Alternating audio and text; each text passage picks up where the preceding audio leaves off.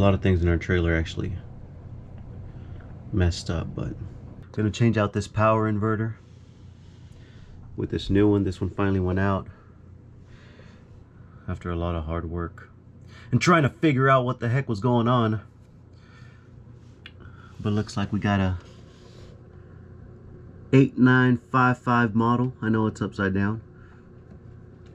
So this should be the 55 amp 17. I'm guessing is made in 2017 because this one here is 8955 2020. So we're gonna swap these out and hopefully our battery charger works. Alright, we got 3 cables on this side, 2 main cables on this side. These 2 wires come around back. One goes here, white one goes there. This black one's grounded out somewhere. This white, black, green wire. So we got the white one going into the bottom here. Green one comes up to this second, and this black one,